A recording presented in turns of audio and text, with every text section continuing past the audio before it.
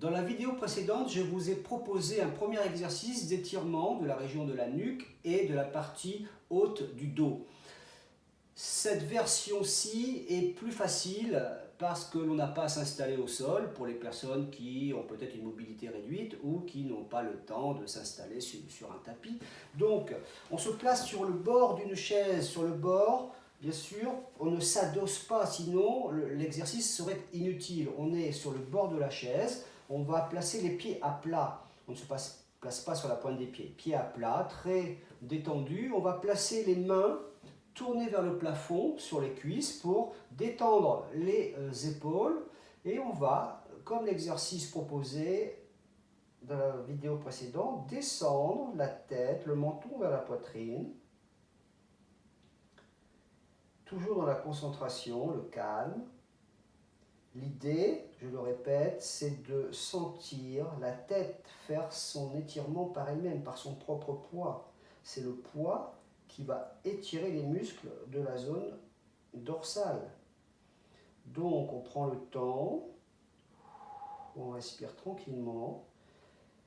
Je préfère que les mains soient placées sur les cuisses au début pour les personnes très tendues, pour éviter des contractions parasites inutiles. Mais lorsqu'on a trouvé la bonne sensation, c'est-à-dire que, peut-être pas du premier coup, peut-être après plusieurs séances, en général il faut attendre une bonne minute, au-delà de la minute, pour avoir la sensation d'étirement qui descend le long de la colonne vertébrale, de la nuque jusqu'au milieu du dos.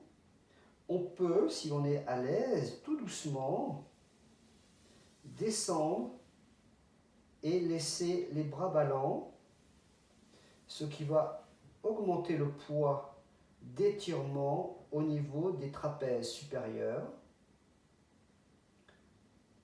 Voilà, donc c'est très simple, on laisse le poids, c'est la pesanteur en fait qui fait l'étirement, c'est le poids de la tête soumise à la pesanteur qui tombe vers le sol.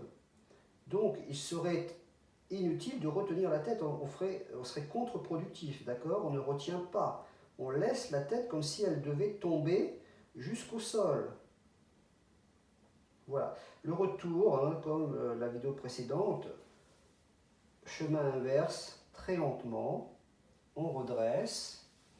Et après ces étirements, lorsque vous êtes à l'aise dans vos sensations, vous passez aux exercices de musculation. Alors je vous proposerai d'autres étirements un peu plus complexes, mais ceux-là sont les premiers à effectuer. Il ne faut pas les éviter, ce sont les plus simples, les plus efficaces. Et puis, un premier exercice de musculation. À tout de suite.